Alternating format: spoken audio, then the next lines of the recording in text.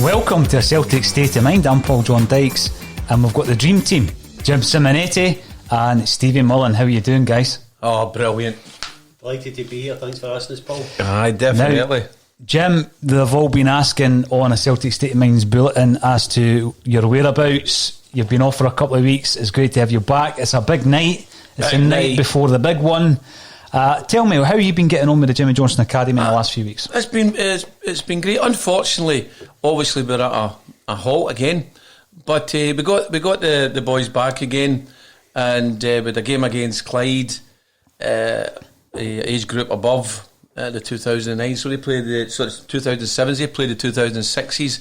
They done exceptionally well and won that game. Then we went to Lesser Hampden, which was a great experience for the boys, and we played Queen's Park, and they won that as well.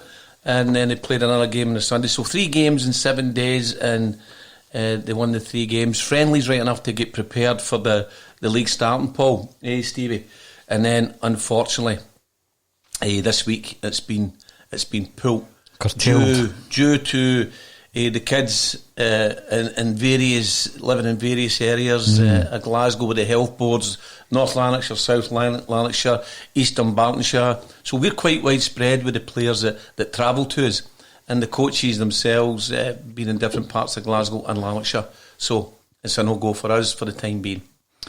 Well, that's not great to hear, because you want the kids to be playing, Jim, and it's similar, obviously, on a different level, Stevie, at St Roch's. Some of the challenges that you've been facing through this pre-season, it's been a pre-season like no other, hasn't it, for a team like the Rock? Well, we've stayed in the West of Scotland Football League. A lot have denied the winners of the conference promotion. We've decided as a club that we will be entering into the league and taking part.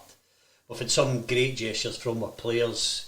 Myself, Andy Cameron, Paul Kelly have decided that we'll take part, and while we're playing we'll be canvassing as much as we possibly can to get the fans back at the earliest possible date. And just want to say to the fans, if they're listening, I can't thank you enough for the support of the club. Without you we wouldn't be able to do this. Absolutely brilliant, and it's a wee bit like that with a Celtic State of Mind as well. We're going out live tonight, Stevie. It was your brainchild. Let's get out there on the Friday night when a lot of Celtic fans normally would maybe be tuning into radio stations and phone-ins. So we're going to give people the opportunity to get involved through messaging on Twitter, Facebook and YouTube. Now, Jim, tomorrow normally would have been at the game. It's an unusual one, eh? It is an unusual one, and genuinely people would be trying to get tickets for this and tickets for that. Now they're trying to get a share of people's passcodes for the computer. Stop stealing my part. You told me that. he actually told me that one coming through in the car tonight, didn't he? By the way, I'm going to ask you a wee question, Paul. I'm really looking forward to tomorrow. But do you not think, Stevie, I know I've not seen you in a couple of weeks, right? I think you're looking great. Thanks so much. You look like Robert De Niro. There is a look at De Niro, yes. Now, I've had a few people commenting on your likeness for Richard Gere, Jim. So we've got Richard Gere and Bobby De Niro. I've got to say, I totally agree with that. Battling Bobby. That's another show. That is another show. That's the 12 o'clock show. That's the late show. Actually, Paul, have you told your viewers yet that you've actually got a late show, a midnight show? I don't know when this is finishing, Jim. We might be here at midnight. Listen, it was back to the old days, and I've just said a wee note for a good friend there in the United States of America who's tuned in when he's got a few people watching, so that's great. Sorry, your question was the game tomorrow is going to be a wee bit different. How's it going to be different, Paul? Because Celtic will go out and Celtic will be Celtic. They will go out, they will play, I think, in an attacking way that they always do.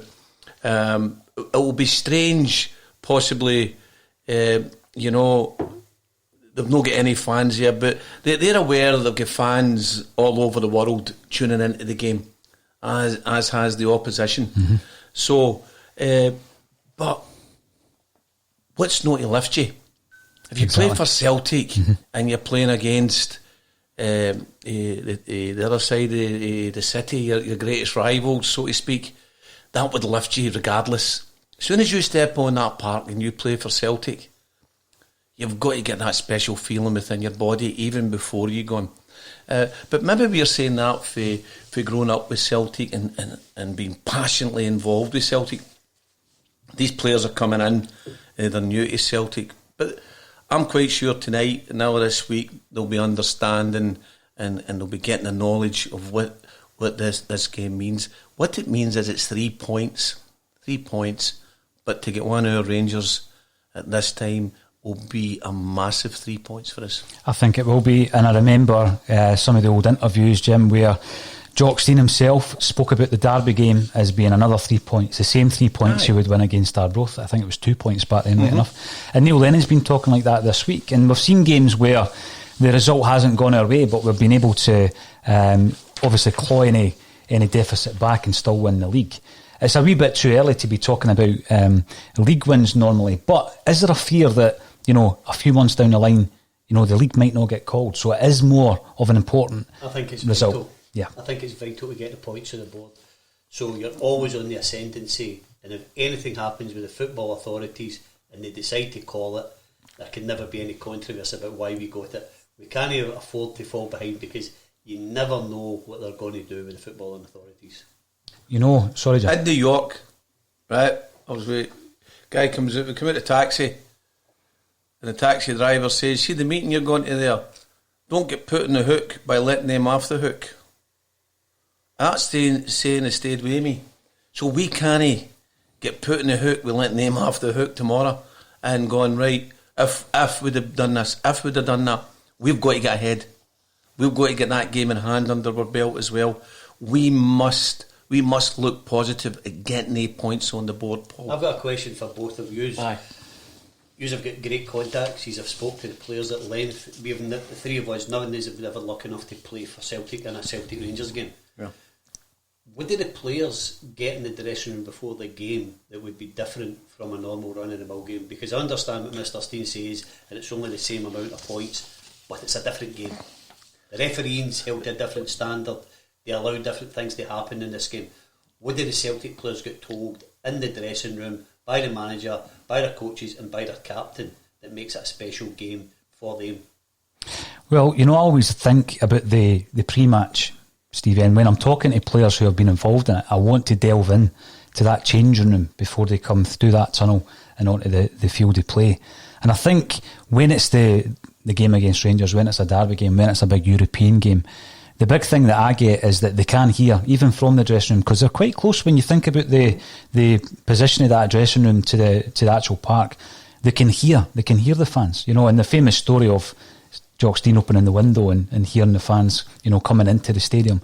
So I think that there is a fan influence that infiltrates that dressing room. But I also believe that when you've got people like Scott Brown, who's just a warrior, and in this fixture, he knows that fixture inside out, Stevie. Callum McGregor's in that category for me, and Neil Lennon, they're the three main ones. And then you're looking at people like Shane Duffy, who's waited his whole life to play in this game. Yeah. And although there's not going to be any fans, I just think that the importance comes from the personnel. So when you're looking at the huddle, for example, that's going to be an interesting one, because I don't think for a second that it's going to be any less intense tomorrow just because there isn't 60,000 fans.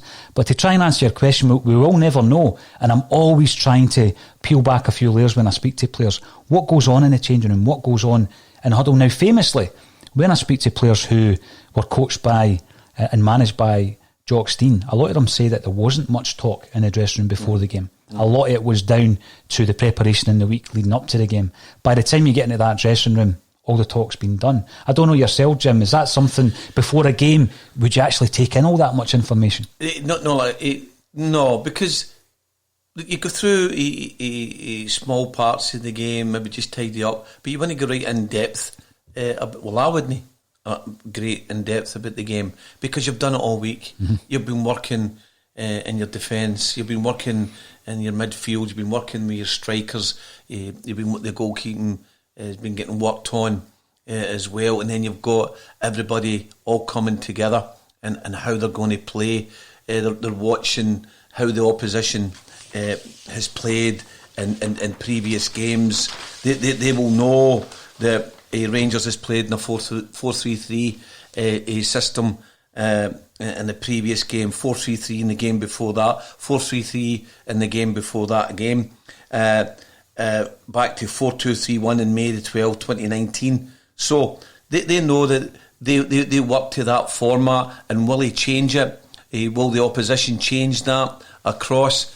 They will have everybody at this game looking to see where the strengths and the weaknesses are. So you get in there on the Saturday, you get yourself prepared, you get into your own zone and you're ready. So you've taken instructions in all week.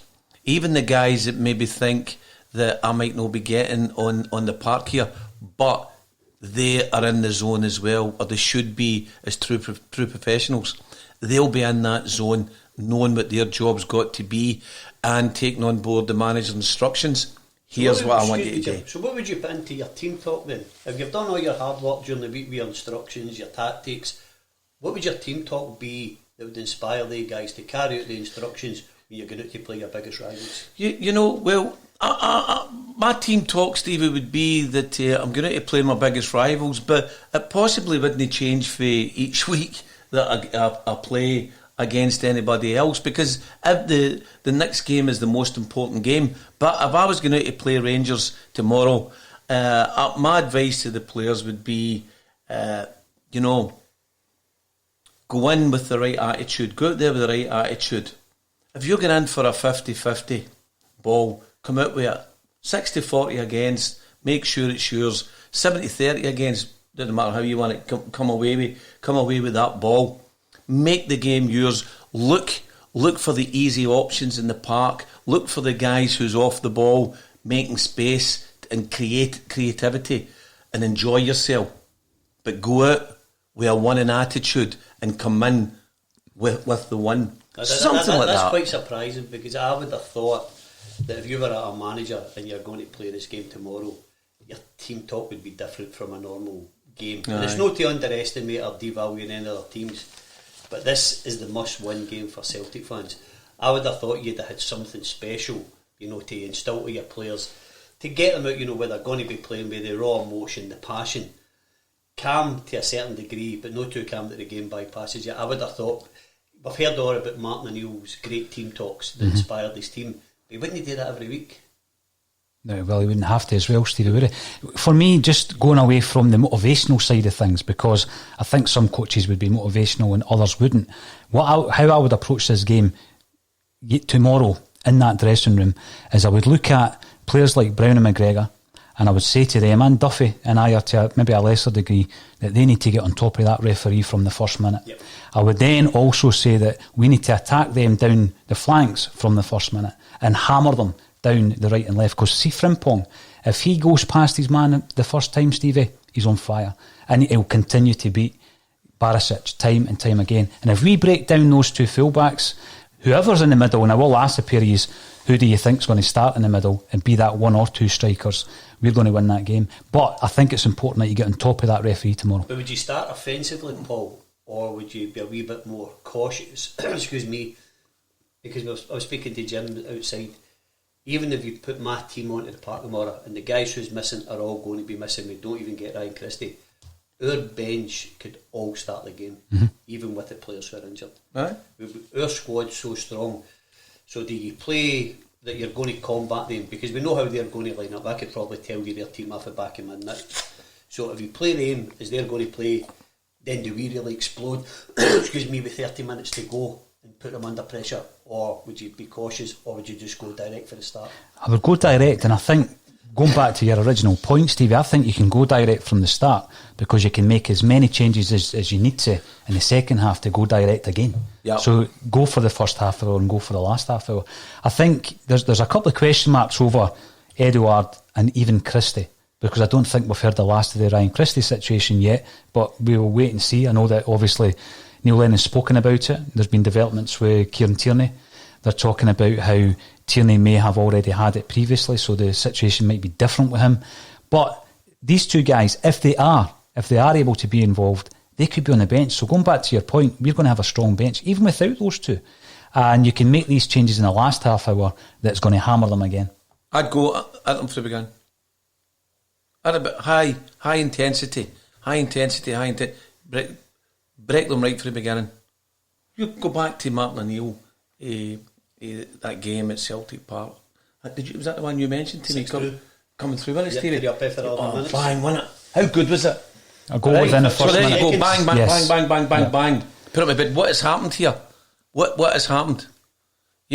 So I would be hitting them right for the beginning. And I've got to be honest, Stevie, I know what you're saying. It might surprise you that the team talk when they be different. The team talks, for me, is similar. And taking that game tomorrow, not to blow it right out of proportion. Keep it simple, guys. It's 3 points. Just like what Paul says earlier, Jockstein, it's 2 points. We know this season we're going for the historical 10 in a row. And I don't think the season will finish. I don't think it will finish. I think it will be pulled. Mm-hmm. I think it will be pulled. So, coming through in the car as well, we were talking, Stevie, Celtic's got to get this. They've got to get this lead. They've got to get it now. You know, when you're looking at the personnel and looking at how we start the game, Stevie, you get that early goal. I don't think Rangers have the personnel to go to a second plan. They don't have a contingency. They've got a strong starting 11, but they don't have the changes that Celtic are going to have on that bench. So if we pin them back, I don't think they can adapt. I'm more defensively minded. I think you start with a point, and the worst that we should come away with more is a point. So I wouldn't be prepared to jeopardise it. I know Celtic fans all say we play the Celtic way. But I would rather come up the road tomorrow night with 3 points, having stifled the game and win a goal in the last minute. Well, but you're right. But you're right. But that's fine. So if we get a point, we come away, then great. We get the 3 points, fantastic. So however we come out the game tomorrow, not to lose. So there is an argument for the attacking formation. There is an argument for the defensive formation, but being able to have a transition within the game as the game goes on is what I think Neil Lennon will have over Steven Gerrard. Definitely, because when we go up, will they be able to come back for it? Remind me. Are they winning by 1 goal at the moment? Or what is they've got a point ahead as we've got a game in hand. No, I mean the game wise, Stephen. Is it they played one more than us? No, are they their goal scoring? Is it how is that? How is that? When is it? When have they really been under pressure and been far behind in any game this season? No, this season. No. They've barely. I mean, they've lost 2 goals against Hibs, but they've barely lost any goals domestically, Jim.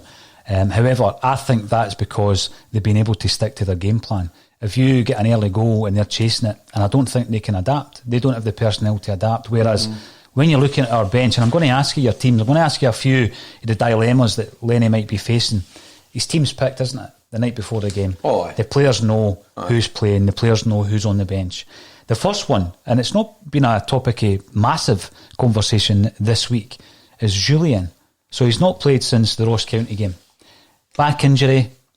We've only got 3 centre halves, and you might be giving away some of your ideas in terms of your formation, Jim. Do you start with Jullien? Aye, I've actually got him in. I've actually got him in.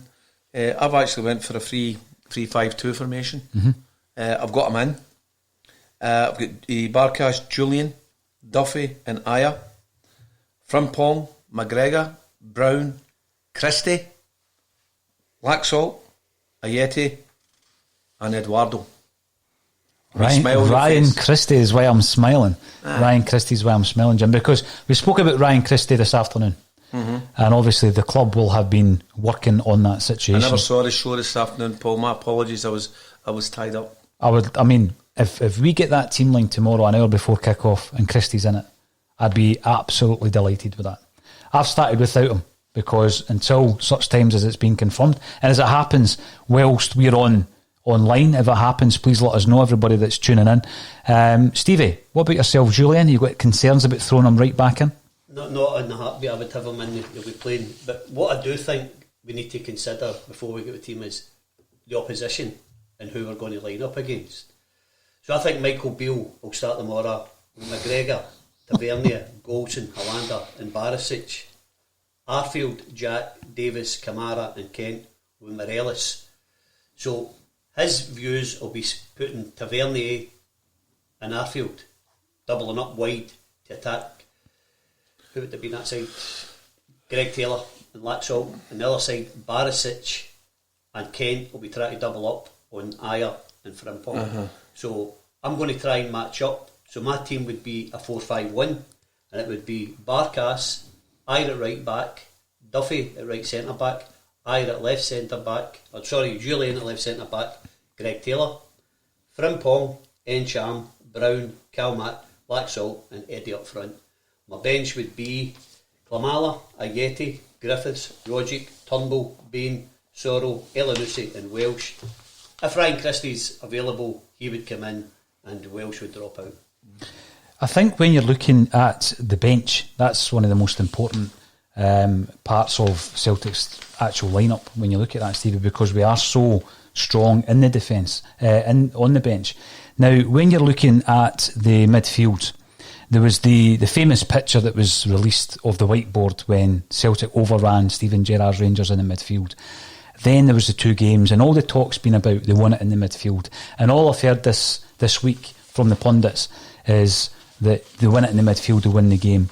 So it looks as though both managers may well flood the midfield, but if you use your wings to great effect, and I think we can with Laxalt and Frimpong, and I'm talking here like I've seen a lot of Laxalt. I certainly haven't seen him in the flesh.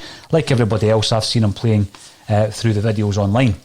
So for me, if you've got that crowded midfield, I think we can break away by using the channels.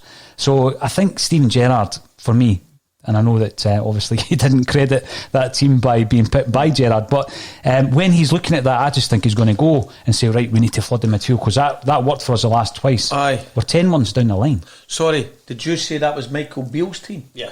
Oh, right. I thought he picks the team. Aye, Gerrard's a theatre. Aye, of course. He's the guy at the front. But Gerrard's a theatre, aye. I thought you says Michael Beale, but you're not wrong, are you? Ian Beale. Beale. Aye, Ian Beale. But Michael Beale picks that team. Yeah. He is the brains behind it, that's what you're saying? Yes. That's what I'm reiterating. Right. 100%. 100%. So, it's actually Neil Lennon versus Michael Beale. And I know some people come on and say Steven Gerrard and Lennon. I don't quite get that. It's Neil Lennon, the manager of Celtic. So Beale will look at tomorrow and try to put his marker down as well. So Stevie, that's quite interesting what you've taken, and I don't dislike it. It's a wee bit different. We've not heard yours yet, Paul, but in the last five outings, Celtic have played 4-2-3-1 in 3 occasions and a 3-5-2. So the 4-5-1 there, but he'll be able to try. He'll be able to have a transition in a certain part of the game to develop that along the way. So what about yours, Paul? Where are you going? Well, I think that your comments on Ian Beale have gone down a storm, so everybody is enjoying that. I've been informed, just while we're on the show, actually, I've been informed that Ryan Christie is definitely out. So that's come from a good source. Okay. So we will need to have a rethink on that one, Jim. But the team that I've picked, that has actually changed 3 times this week, as Stevie was mentioning earlier on. So the big thing for me is the defence. Does it pick itself? Well, Barkas certainly is.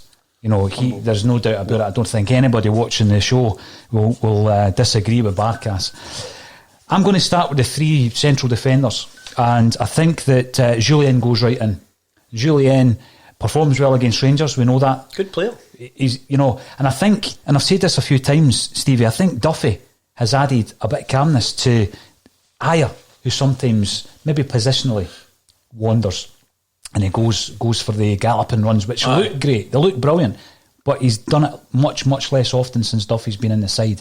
Now, I know that against St Johnstone there was that brilliant wee flick to set up El Hamid for the cross for the first goal, but I think Duffy is going to be pivotal. He's your pivot in there, and he's going to be key to ensuring that these guys, because I'm expecting Laxalt and Frimpong to be bombing up and down the channels, and then it's all about ensuring that should they break away through Barisic and through Tavernier, the guys are going to be covered. In the engine room is Callum McGregor and Scott Brown. Again, like Barkas, they're some of the first names on the team sheet, and there's no disputing that, is there? But again, one of the big ones for me is who plays in that other central midfield role, Stevie, the one that's just in front of the engine room. And, you know, people might say Turnbull. I don't think he would be starting tomorrow. And Cham is the man I'm going to start. But again, you have got good options in there, because El Yunusi can play in there, Tom Roderick can play in there, but they're not going to start in that position for me. And then up front, I'm going to play with Griffiths. I'm going to start with Griffiths and then just off of him, El Yunusi. Right, brilliant. So the people in the bar in New York have just tuned in as well. So I'll get a welcome from Dalkeith to New York. From yes. So what I would like to say is, can I have a wee look at my team again, guys? Of course you can. All right. So Barkas, yes. Welsh, Duffy, Ayer, Frimpong, Cham, Brown, McGregor, Laxalt, Ayeti, and Klamala. So you've made a few changes. I've made it because Christie's been out, so I've got room to be. That's not your team. I've had a wee chance to, but the magic word at the moment is transition and change my team. Sorry, no, I've not changed my team. No, I've adapted. I've developed my team since the talk's been going on. So I'm happy with that team. But that's why transformed it. Correct, because listen, I've got a good team behind me, and some of my team are coming on to me and saying, "Here, they want your team talk, doesn't it? What? See the people that have sent that in from New York. Have they been on a few scoops? No, they're on lockdown. No, listen, that's a trusted friend of mine, and they would be very knowledgeable in football. So I guide him along the road, and he takes my advice, and sometimes I take his advice. So there you go. I think Welsh will get a place on the bench. I do actually think Welsh will be on the bench, simply because we'll be struggling if any of the back three gets an injury, and you've got Jullien just coming back, Stevie. You need to have somebody who can slot into that. But if your team's going to line up the way you do it, Paul, how would you combat their wide guys? Because the greatest will in the world, Jeremy Frimpong, has been playing outstanding. He's not a defender. No. Are you going to have a gap between Ayer and Laxalt wide out there? Because you need to be able to combat them. From the first game of the season, which us three watched in here with John, we're worried about the defensive frailties for corners. Yes. So we need height in there, which means we need to set up a wee bit differently. And that's why I would play Eddie even to defend corners, because he's got to cut out the first ball the way that Giroud and Drogba does for Chelsea. If he does that, anything goes over the top of him, Duffy or your goalie should deal with it. Even for my own team, the biggest deficiency I see in my team is I don't see anybody can take a corner for us offensively. I've got Cham and Edward who can take some kicks, but I don't see anybody who can take a corner for us. Right. I think that's alarming. Well, normally we would be seeing Christie taking them regularly, Steve, and even then we've been critical of Christie's distribution from corners, and we get a lot of corners, which is so it's a key element to the game. I was impressed with Turnbull's distribution from corner kicks. You take those two out, who starts taking the corner kicks? Well, that's what I'm saying, because even sometimes I don't have Griffiths in my team to start, but Griff can take a corner. Yeah. I'm now going to the thing, it could possibly only be Callum McGregor taking them. I don't know if the guy Laxalt can take a good corner. I really don't know.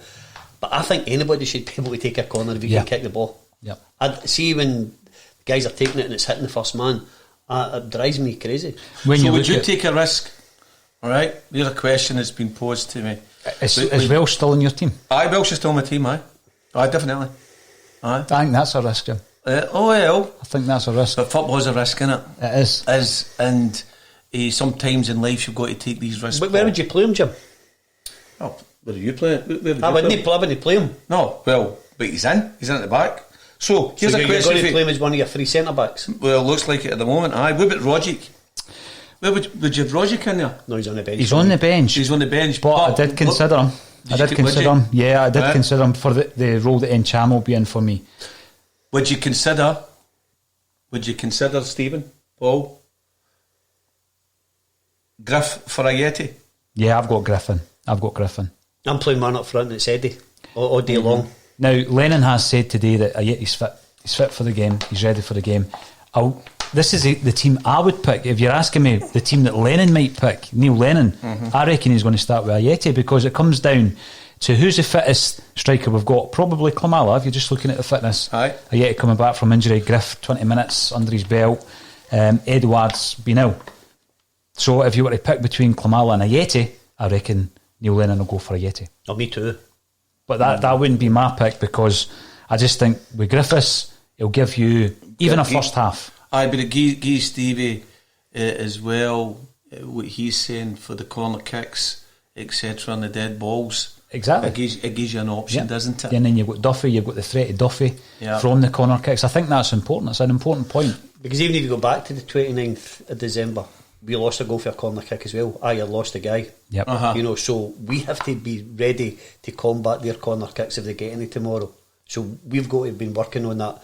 The set pieces are going to be vital tomorrow in both boxes. I'm going to go through some of the points that are coming through because there's so many and I don't want to miss them. The first one that's coming in, Stephen Kenneth 88, our Axom hoping to continue with the pre and post match analysis broadcast while fans are absent. Yes, and we're even going to do them, although I'll probably not get any guests. When we get back into the grounds, I'm going to keep doing them as well, Stephen, so thanks for that. We've got a point coming through from FBS saying Money Candy. So Stephen, you've got your own fan club. We already know Jim Simonetti's got his own fan club. Absolutely. And we've got plenty. Sorry, has she got a bigger fan club than me? Definitely not. It's growing. I think you have. I mean, you're setting the hell on fire here now. It's growing, Jim, as is the subscribers on YouTube. So brilliant. Pancho McCafferty has mentioned that we've broke through the 3,000 subscriber mark. Brilliant. So if you are watching on YouTube, make sure, if you're not already, to subscribe. And a big question coming through from Facebook: will Eddie start tomorrow? It's a great question, simply because, you know, it's announced that he's got the virus. Right, so he's then quarantined. He's in quarantine. The first thing we start talking about on this broadcast, and I'm guilty of it, will he play against Rangers? He might, you know, it's an illness. It's an unpredictable virus.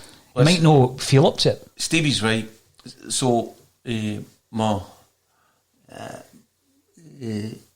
guy that's then having a wee look at the team selection as well. I said I would have a wee look at that there.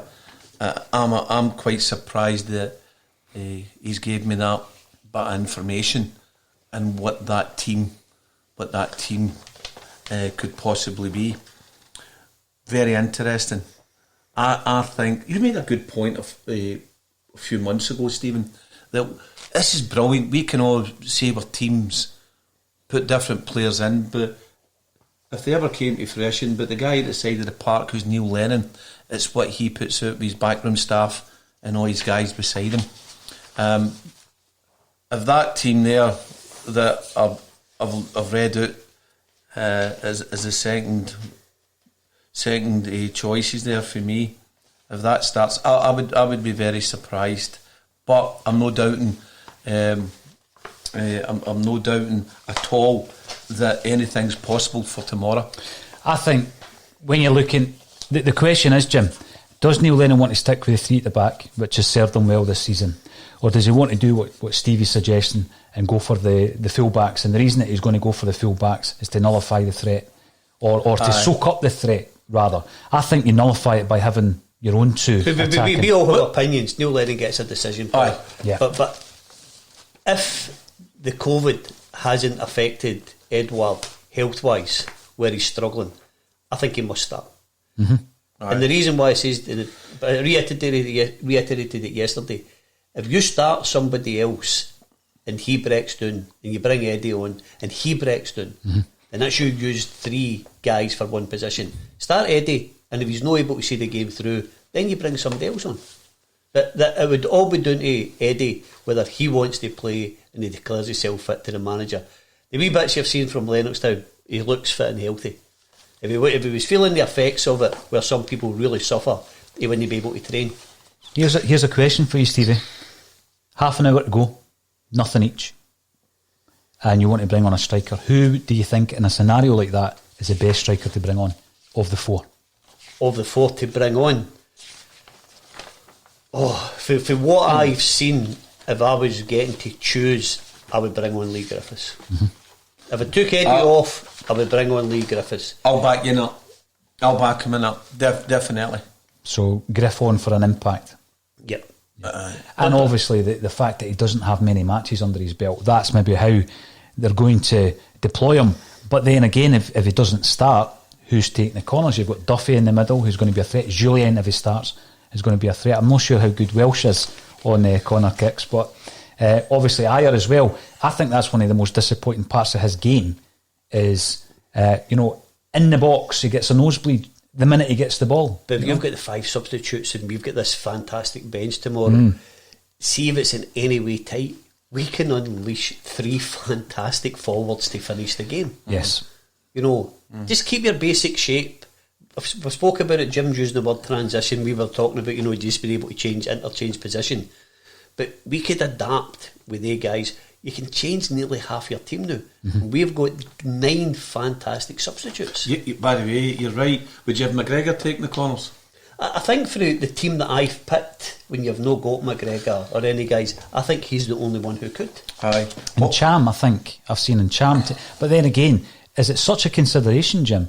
Because we get a lot of corners and we're going to be obviously dangerous from them with the likes of Duffy and Jullien if it starts. Do you start somebody even like Turnbull instead of Cham? Because we might have, let's say, 7-8 corners. Because I know that Turnbull can take a corner. What are we getting out of the corners, Paul? We could have 20 corners and not get anything out of them. So what are we winning for the corners? I'd like to have done that actually tonight. I should have done that, before I came. What was the percentage of the corners going in and what we scored from them? Short corner. Celtic of old. Celtic away back when we were younger, Stevie. Short corner kicks between them. Being creative. Yeah. And still keeping the ball. Rather than one ball going into the box. Okay, the players are a lot taller and bigger these days. But these short corners still win. That wee bit of inspiration that they gave and the fans like it. There's something a wee bit different, and hopefully something come off for you. I know when I coach the kids, I teach short corners, and they come off, and they love doing them. I would like to see Celtic continue to do different things run about that area with short corner kicks, and not just into the box and hope that we're going to get it in. Aye, you're just hoping that you win the aerial battle, and I think the actual percentage of goals scored from the resulting what happens after a corner is extremely low across the board anyway, Stevie. It would be interesting if one of the statos could actually give us that stat, Jim, because not just with Celtic, and I know we've been notoriously bad for a while at scoring from corner kicks, not directly of course, but the actual statistic is pretty low, and that's why so many teams have adopted this short corner. I think Barcelona and Spain stopped taking, flighting them in. They were just taking them short and restarting the play almost. But Jock Stein had it in his play literally every game that Celtic played. If you watch back at some of the old footage and you see it, Bertie's in there. Bertie, he's taking them. Bobby Murdoch, they were all taking, even Jinky, whoever, they would take them, and it becomes an important part of the game. A corner kick, or these young guys, what they call them? Would you tell me they're calling them now, Stevie? Flag kicks.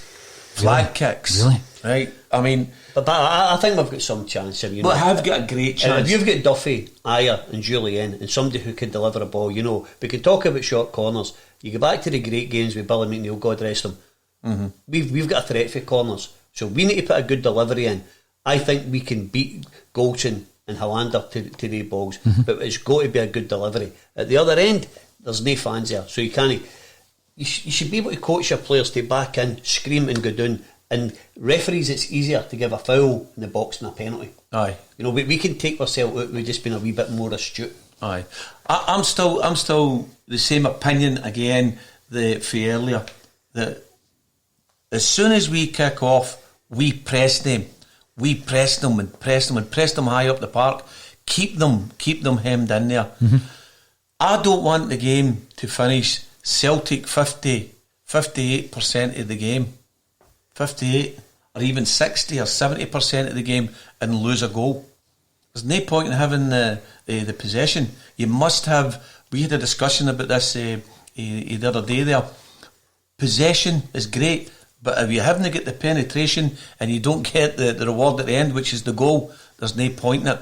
So we must press them high up, and that includes the corner kicks. And I agree, get that ball into the box as well. And if Duffy comes in, what he's done, Stevie, he's on the end of it, getting it away. Again, we're in the ascendancy Celtic Rangers game since Martin Neil come in. We've won 43 wins, 24 losses, 13 draws since Martin come in. So we're over 50% wins. We just need to keep that momentum going tomorrow. We're supposed to have had this terrible start, but if we win tomorrow, we're on top of the league. They're supposed to be the greatest thing since sliced bread, but we would be above them. But Stevie, let's go back, Paul. Let's go back a wee bit. I remember when everything Bolingoli went away. Right, they all says, aye, that's it. Rangers are going to be 11 points clear. They're going to be this clear. They're no. So all that 11 points, does that actually mean that we've picked up 20 plus points? It doesn't. It just means that they haven't been where they says they were going to get to. Celtic have done fantastic. They've done brilliant actually to come back for that massive knockback for Bolingoli. What happened there? They've worked away at it. Neil Lennon has worked away at it. He's happy with his team. They've come through and they've got to where they are today with the 1 point behind, and gaining that one tomorrow will be absolutely. I think we get that one tomorrow. Have they got in their bag to come back for that? I don't think so. You're a massive Neil Lennon fan, Jim. Yes, I am. Do you think he'll drop a bombshell tomorrow on his team? Yes. Which Welsh would be for me? I think he will. It won't be Welsh though, I don't think. But I was going to ask, I mean, we've given the teams that we think are the best 11, the predicted 11 if you like. I don't think Neil Lennon's going to start with the personnel that I've chosen. I'm surprised at what I've been... Are you been given... Have you got a source? Is that inside information? I don't have a source, no. Because you do get these predicted teams coming to you on different groups. And the person that gave me this is knowledgeable in football. He's knowledgeable in football, and if he's right on this, by the way, I'll buy him a cup of tea. I'll be in my arse at Sauchiehall Street if he's right on that. I can bear your backside. If he's right with that, I'll go under the bed at 12:12. Listen, I think I'm going to ask you, right, because you've started with a Yeti. Eddie Griff. Would you be surprised if Lennon started with Klimala? Fittest striker we've got at the moment? It's just a big gamble for a game like this, Paul. It's a big gamble. The boys certainly looked a bit better, but is he ready to spearhead Celtic Football Club against their biggest rivals, win a vital game? I personally don't think he's ready for that.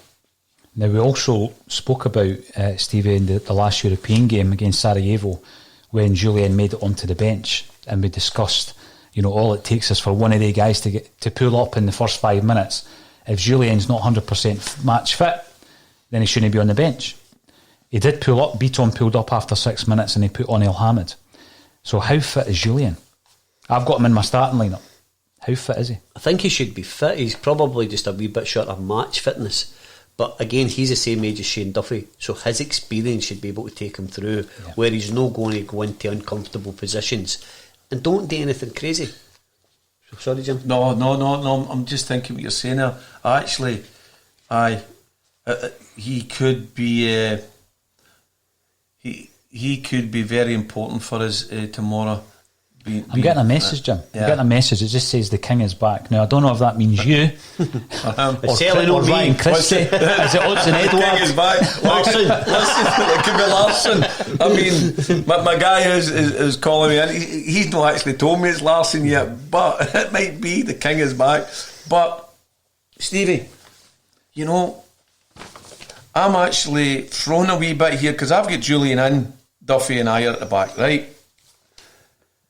And then I get this Welsh, Duffy and Ayer. That is really interesting to me. That is really, really interesting to me. Right, that's why I'm asking you about Jullien. Is Jullien... Right, so here's the scenario. I'm no... Julien's no fit. Let's look at that. Mm-hmm. And he doesn't want to change his shape. You've only got one other centre-half. So from being ridiculed 5 minutes ago, I can see why Jim's been given that information. I still don't think... But one of the it will happen. One of the dangers from them, Paul, and you see it in a lot of their games, is their wide guys are very good at coming from out to in. Mm-hmm. If we're not prepared to do that, and we've got Frimpong or whoever the guy is on the left, they're not matching their runs, we're under a wee bit of duress there. You know, you can certainly do it. You know, even guys that's no centre half. Go back to Mike Conroy in the cup final, man of the match. You know, it can happen. But I know my great story about Mike Conroy. Yeah, let's go for it. I get my cream cookie kidding on. It was Mike Conroy one night. We were in centre court, remember, up in Sauchiehall Street. That's right, aye. I couldn't get a bird. Stevie, I was just a worker. Stevie, I remember in school you could never get a bird, son. I told her, you was an All Saints boy. I told her it was Mike Conroy, and it's just all changed. Mike Conroy, I don't see the resemblance, but Bobby De Niro certainly. But Black, we were different then. Here's a thing for you guys, right? Maybe Neil Lennon, maybe Neil doesn't think that Jullien and Duffy can play together, and maybe that's why Welsh could be that option. Well, why would they think Welsh could play? Because they've never played. We're talking about Jullien's not played game. Welsh hasn't played anywhere. Has he played Stevie, I'm not one saying, game? I'm just throwing it in as a wee That's what I'm saying, but he's no played. Maybe, aye. But it's all up for debate. What about the viewers, Paul? Let's ask them a couple of questions. What the viewers saying? How many viewers are we up to, incidentally? Oh, we're around about 500 live at the moment. Live, but collectively we're up to 12, 15,000? 400,000 a month. 400,000 a month we're up to 400,000 a month. That's so fantastic. It's fantastic. So we're going to ask you the question. We're a bit concerned about the centre-half position. I think I've picked Jullien, as has yourself, Jim, in your team. Did you start with Jullien? Yep. But obviously we'd be throwing him in. Was he just being saved against St Johnstone, perhaps, just for this big game, knowing that he wasn't on international duty? Who do you start if you're starting with a three at the back? And also, what are you doing for the game tomorrow? Because we've heard reports that people might be planning to go elsewhere to watch it. I'll be here covering the game. What are you actually doing for the game? Now, Capital Mark is coming in via YouTube to say Jullien, Duffy and Ayer. That's the three that I think would be your go-to three. He's the same as me then? Yeah, absolutely. That's who What's I would that guy's go for. name? You changed. No, I've not changed. No. That's my second half team. No, Welsh, Duffy and Ayer's my second half team. Come on, Stevie, keep up here. So I think that would be the for me the obvious choice. But I still have concerns about the fitness of Jullien. He's never kicked a ball since the game against Ross County a month ago. Do you think Welsh is faster than Jullien going back? I've only seen the boy once. He played a game. He was recalled from Morton last season. Yeah. And he came on as a sub. I've not seen enough of him to say whether or not. However, with the experience of Jullien, his performances previously against Rangers, even if he's 80% fit, I'd start with Jullien. I know I've been away, right? And now I'm back. And I don't mean to cause all this controversy, Steve. But you've been having a few bits of controversy yourself, sitting here having a blather with Paul. I just think it's great that you're either Roy Keane tonight or De Niro. And I just want to ask you, what do you think about that? I think it's quite surprising, that we're speaking about Jullien no played. When's Welsh played? When was his Last season. game? Last season. He came on as a sub, Stevie. But he's a Celtic player and he's an option. But so's Jullien. I think he's an option on the bench. I think he's an option on the bench, just in case somebody pulls up. I think he needs to be on the bench for that reason. But I would be really, really surprised if he started. If he starts, then we've got a real serious doubt about Jullien playing for Celtic. I think you're giving everybody the fear by suggesting that he might start. Because we've got plenty of people coming on saying definitely start with Jullien. But isn't that great? Because everybody, it's a show for the Celtic fans. It's a show for them to come in and contribute to it. Absolutely. And us just putting these things across. But let's get their opinions as well. What do you think? I think, here we go, right? So Chanko Chilemba, I trust Welsh 100%. I've got plenty of faith in that boy. He's going to work like a horse. Oh, yeah. All of a sudden, Jim, you've thrown a wee grenade in with Welsh. I would never consider Welsh tomorrow. See the person that I know, he can certainly throw a few grenades in. He is actually quite good at throwing grenades in at times. And Paul Bosas, you're commenting on Facebook. Welcome to the show, Paul. Jullien is a £7 million centre half. He's got to play fit. And I agree with that. But then how fit? Because you've got Maxwell. Griffiths isn't match fit, but I would start with him. But you're sitting on the fence here a wee bit. Let's say he's no fit. I'd still start Jullien. He's been on the bench for the last 2 games. Sarajevo and St. Let's John's. say can he play? Who are you putting in? If he's injured, I'll do what Stevie does. I'll go to a flat back 4. Right. And I would have Welsh on the bench just in case somebody pulls up. Aye. So you would go to a flat back 4. Right, okay.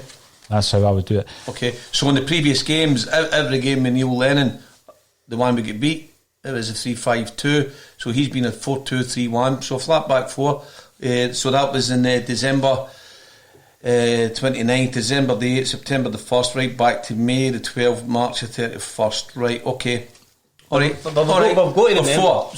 So it looks like he's possibly going to go with you guys in a 4, let's say, but I'm still saying he's going for a 3. But we've got to remember on the 29th, he played ball in Golly, and forget all the stuff about COVID. Neil Lennon never wanted to play him in the Celtic team after that game. I wouldn't have played him in the Celtic team at all, Stephen. That's the same, but after the 29th, Neil Lennon didn't ever want to play him again. Never mind any of the COVID stuff he got up to.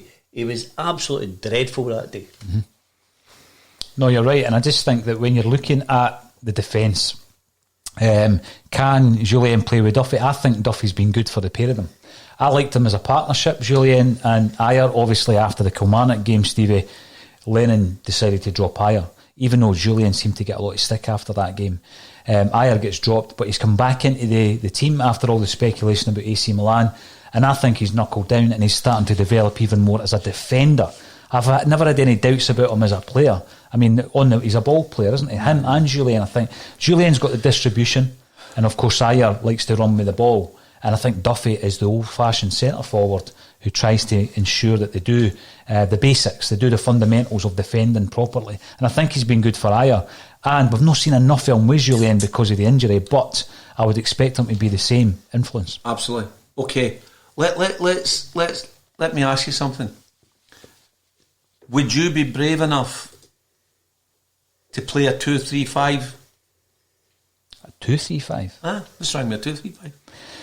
I would ensure that we've got enough cover at the back. And if Jullien, and someone else has just mentioned here that he's not seen Jullien in any of the training videos or pictures that have been released in the last couple of days, then I'd play it safe. I'd go with Stevie. And I would go to a flat back 4. Right. If you go to flat back 4, Welsh has got to play. Welsh? At right back. So we're now getting into Welsh. Oh, Welsh. If Jullien's out and you're going to go, you've got nobody else. It would have to be Ayer and Shane Duffy in the middle. You've not got right back. Will he play Frimpong? I agree with you about his defensive frailty, Stevie. But we bought him as a right back. He's shown far more as an offensive player.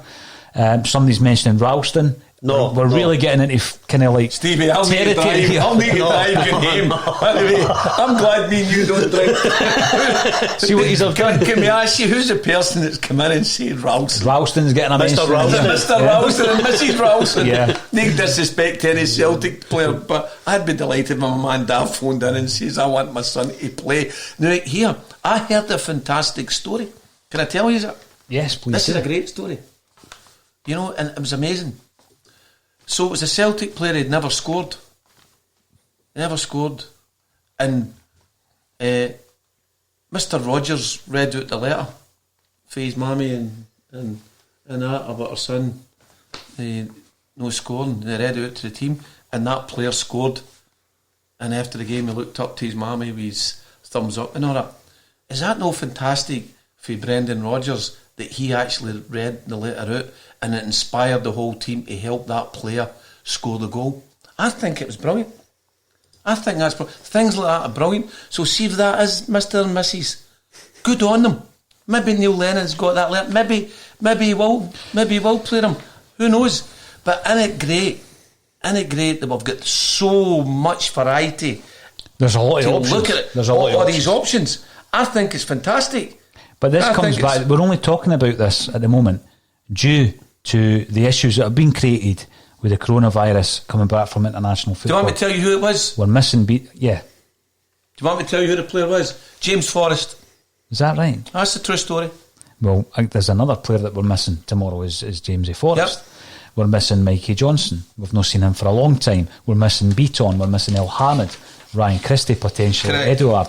So there's a lot of players missing who potentially would have started this game Correct. tomorrow. Tony Curran fans didn't help last time we played them in Paradise. Now, Jim, I sat next to you at that game. Yes, you did. Very disappointing. We were in 2-1 number 7 defeat. lounge with me, aye. Going to have to be fired up from within. That goes back to your point, Stevie, with regards to what gets said in that dressing room, what gets said in the actual huddle. Leave it all in the park, fighting for every ball. It's going to be an interesting one because you've thrown in that grenade. Now people are asking about Jullien's fitness and whether or not he's going to be playing. Aye. There's been a leaked team. We all get the leaked team. Sometimes they're accurate, sometimes they're not. Aye. And the leaked team I've seen doesn't have Jullien in it. Well, I don't know how you get the league team. What would have happened to him then in the last 2 weeks? Because he's not been away in international duty. Is he got injured at training? Because if Neil Lennon isn't allowing him to train, he's not training and he's not going to be fit to tomorrow when we've lost Beaton and El Hamid. There's got to be serious doubts about his future at Celtic. Well, when was the Ross County game? Was it the 12th of September, I think, right? So he's been out for the best part of a 12th month. of September. 12th of September. He's been out for a month, Stevie. Over a month. And as you say, he's not had the international games to concern himself with. It's a back injury. How serious is that back injury? Because, you know, when you're looking at his preparation for this game, and he needs to be fit for this game, and he sat on the bench twice, he could have been called upon against St Johnstone. He wasn't. He was required, I would guess, against Sarajevo, but he decided to use El Hamid. Yeah. So, I mean, this is putting Celtic under a fair bit of pressure if he doesn't make it tomorrow. Now, I need to ask Jim a question. Yeah. What's a 2-3-5 formation? 2-3-5. Mm-hmm. Two left back, right back, centre half, left half, right half, outside left, inside left, centre forward, inside right. Back to like 67 formation. Aye. Oh no, I'm on for Saudis. Why? Tell me why. You get hammered. You think so? Hammered. All right, okay. Let's have a wee look at that as we go forward. Let's look at it. I'm not saying. But you give me your 2-3-5 team. Hey, do you want me to get it? Aye, you do. Simpson, Craig, and Kelly. They'll win. right. No, but let's have a look at that. Because one team, well, you look at it. Rangers have come out in a 4-3-3, 4-3-3, 4-3-3. December 29, December 8th, September the 1st, and they played in May the 12th a 4-2-3-1 system. So we beat them then, and before that they were a 4-3-3 attacking, and the one in there Celtic beat them in a 4-1-4-1. All these different formations. But if they're playing 4-3-3 and you're playing 3 at the back, you're going man for man all the time. Okay, let's ask the viewers, what is Pep Guardiola playing at the moment? Is Pep Guardiola... I know, just out of curiosity, they're getting punked every week. But listen, it's maybe for the time being, but if they work at it and it comes off, then they will adapt, and that transition period that they're going through will make that work for them. They will become champions again. But it doesn't matter. 2-3-5. That doesn't work. What he's trying to do. It does work. 2-3-5 does work. You watch it. Even when you go 3-5-2, that then converts to a 2-3-5 because you'll get 5 up front. You're attacking. It's when knowing to come back and be able to come back and go into a 4-4-2 in the defence or a 4-5-1, which you're going with. You're overcomplicating this. You're overcomplicating it. It's so simple. If Celtic were to line up anything less than your 3 centre halves, or as you said, Stevie, before, a flat back 4, but it's not really a flat back 4 as such, then Rangers would overrun us. Correct. Tomorrow. But if you've got the quality, you can play any formation. If you've got the quality to play a 3-5-2 attacking formation and then being able to drop back into a 4-4-2, Frimpong we're talking about, Stevie's right, you want to put him you can't put him at right back, but he's good at going forward, so he's going to work on his game to get back and into defence. So that's where the right mid is going to come in and cover for him coming back. I think you make loads of great points, Jim. I think you're very knowledgeable about football. I'm not very knowledgeable, I'm not right. I think about going back to a 2-3-5, I think's just want to be controversial. Andy Echo every second week. Every second week is saying via YouTube that the last time he saw that formation was when Ozzy Ardiles was Spurs manager with Klinsmann, etc. And he won nothing. That was him. he's no us. You know what I mean? He's no. But get somebody else to come in and tell somebody to go and check Pep Guardiola. Tell somebody else to go and check other formations. What I'm saying is, why always be the same? Right? Here's a saying that Brad said to me one time. This guy called Brad, right? Why get in the barrel for the apples when you can get to the orchard and get the apples? So that means we laughing at. It's a great saying, though, isn't it? They want to get bad tomorrow. Oh, listen. Here, get in the barrel. Why? I'm getting into the orchard. So I'm going into the orchard to play 3-5-2 and 2-3-5 or whatever. I can answer that, but listen, you've not got a ladder to go with 3 for the apples. But you're missing the point, Stevie. I'm playing without a goalkeeper. I don't even need a goalkeeper. Now, Paul Bosas makes a good point. Listening to these defensive problems, because we're only having this discussion because of Welsh. Should Jullien fail to make the game tomorrow, then we're really having to either look at the formation or the personnel that we would normally play.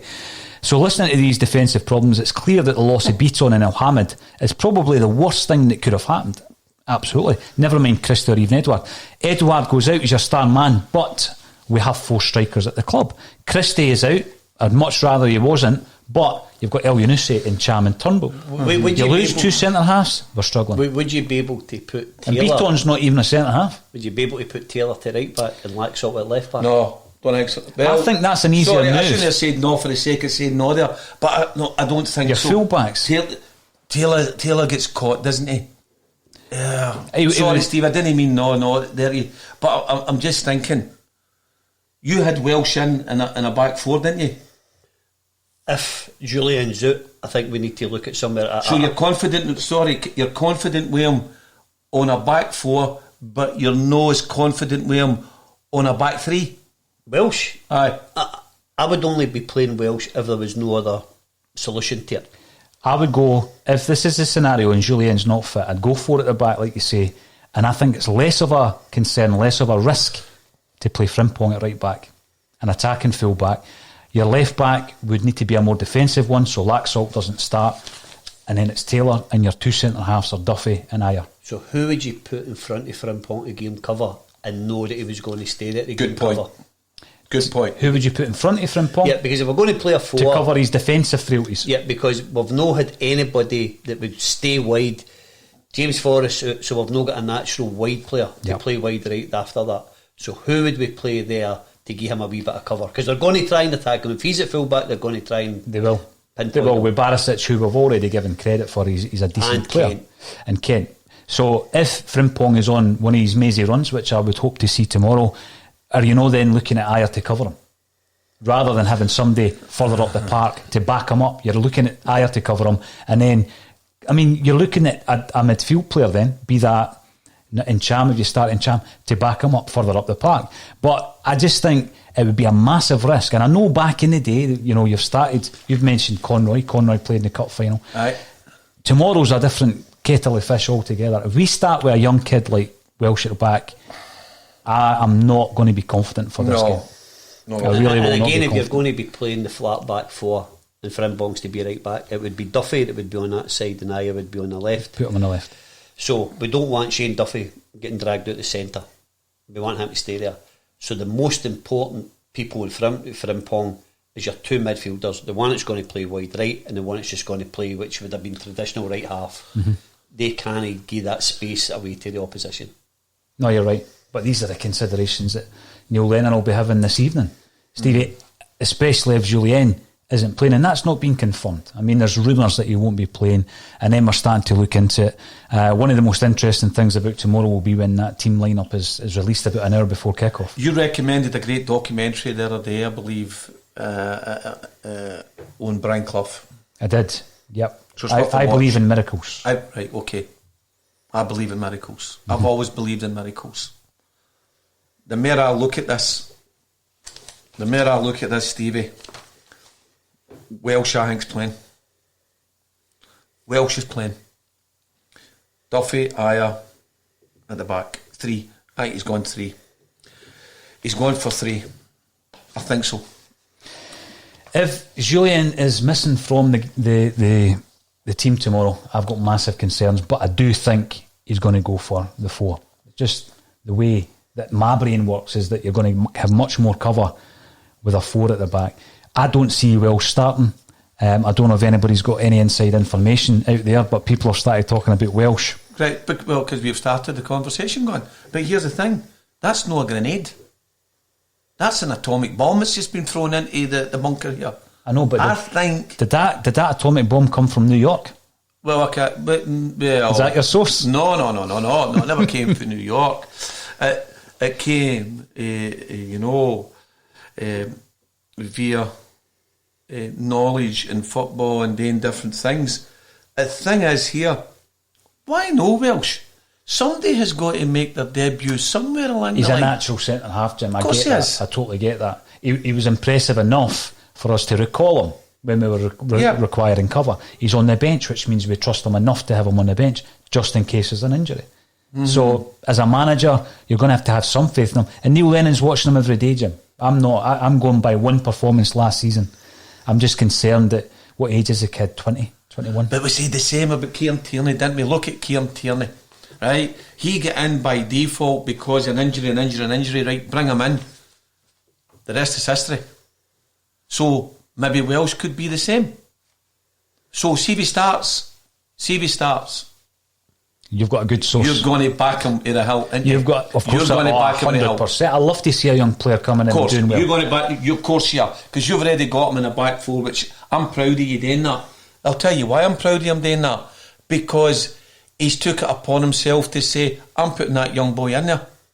So it's just showed that he's got confidence. I'd like to have seen more confidence coming for you though, Stephen, and saying, see if it's a back 3, I would still like to play that boy. I know you're saying that you've got Jullien in there as well, but have the confidence and the 3 of them at the back. The only position I would have for that boy tomorrow, if our guys are fit, would be on the bench.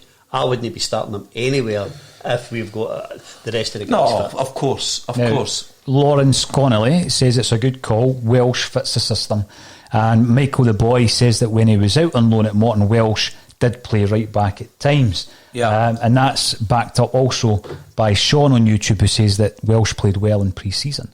But your guy, the guest the other day, who's seen quite a bit of him playing for Greenock Morton, says he wasn't very good at right back. And he was watching him. He's a local, isn't he? And so he's seen quite a lot of games. Gary Doonan says that Welsh won't let anyone down if picked. Good. Is that Gary Doonan? Yes. Sorted, tell him. You just did. I just did. Sorted, Gary. Well, Gary sees a lot of the young players at Celtic. Aye. He does. No, what I mean by that, no sorted there. Sorted on the other bit of thing on the player. But he's sorted. These guys are talking about him playing against a much lower level of opposition.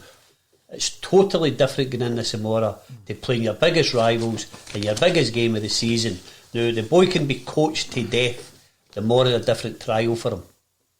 Well, let's look at Michael Beale's team. Right, go. Let's look at Michael Beale's team. And no doubt some people might watch that and they might go, at the end of it, when after the game tomorrow. But if you look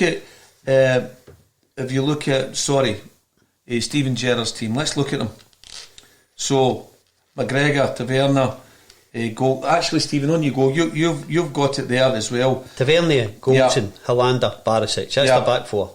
Five across the middle. Arfield, Jack, Davis, Kamara, Kent, and Morelos up front. Right. That's their team. Okay. All right. So they're historically been gone 4-3-3, right? But that there. So their three, if they go up front, would be Arfield, Morelos, and Kent. Aye. So they'll try and double up with Barisic and Kent on one side, Tavernier and Arfield on the other side against their fullbacks. So we're weak at that point. They'll punish us. Well, Paul? gentlemen, my Celtic lineup, I'm going to stick with the team that I started off with, because we've had so many occasions during this season and previously where, teams are leaked and suggested lineups are given to you almost from a decent source. I think 100% Welsh will not start tomorrow. I'm hoping that Jullien's fit enough to stick to the back three with Jullien, Ayer and Duffy. It's too big a game. There's too much riding on this game for us to take any risks whatsoever. I think if you play a striker like, let's say, Klimala, if Klimala was to start, that's much less of a risk than something at the back. We've seen it in the past where we went to Ibrox and Rodgers played McGregor at left back, one of our best offensive options, and they play him at left back. He actually almost got us a draw in that game, Stevie. Aye. But it was, when you look back, that was one of the biggest reasons, and a poor refereeing performance, and a poor performance from Celtic. It's got to be said, we were rubbish that day. But you don't play a player out of position like that, and I don't think you throw someone in and people then say, well, that's a contradiction because I'm throwing in Laxalt.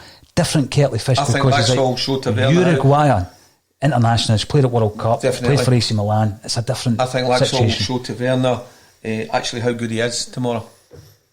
But even the team walking out tomorrow, Jim, it's a totally different occasion. You're walking out, the big stand's empty. You're going to have to inspire yourself, get your passion, get your emotion into your play, be disciplined, calm, but not too calm that the game bypasses you. It's very, very important that we start correctly tomorrow. Aye. Well, what can I say, gentlemen? We've had plenty of feedback on the Friday night show, the night before the Celtic and Rangers game. It's the first time we've gone out at night time, and I think most people have enjoyed that, even though you've put in a lot of frighteners up people with the comments on Welsh. Jim, listen, if he plays tomorrow, you've got a very, very good source. You buy me a cup of tea if he plays tomorrow. I'll buy you even more than a cup of tea. I'll buy a cup of chai tea. Aye. Okay, now all that's left for me to say to the two guests this evening is Jim Simini, you know what's coming. You know what's coming. You know what's coming. I don't want the end of it. We've made a decision. What's your score? You've not told us the score. What I think the score's going to be 2-0 Celtic. Stephen? 1-0 Celtic. 3 points Celtic. So I would... no, I'll tell you what I'll do. I'll go 3-1 Celtic. 3-1 Celtic, 1-0, 2-0. Who's scoring your goal? Eddie. First goal, Jim? Klimala. Good shout. I'm going to go Griffiths. You've not started Klimala.